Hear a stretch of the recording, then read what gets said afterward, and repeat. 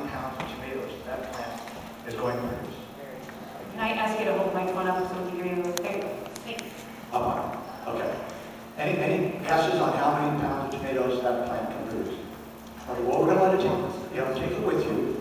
And then by the time of the hearings, maybe... Thank you for the offer, Steve. But you see the point.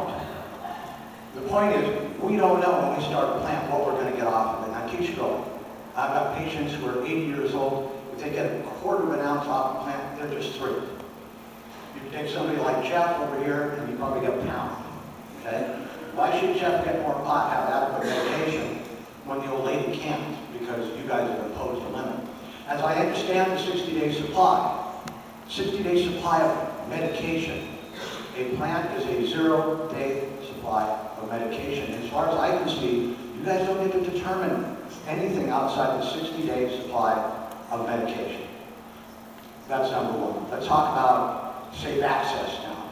And if you guys want to talk about a dispensary system, I'm going to lay out a little plan for you over the course of the meetings and in the white paper.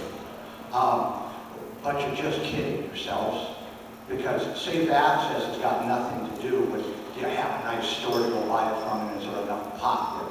Safe access is, according to the law right now, all we have is affirmative defense. So the cop car sits right outside the dispensary, you walk out with your marijuana, they arrest you, and that prosecutor can prosecute you. And if you don't think you're going to hear that story from a whole lot of people in Yakima, yes, again.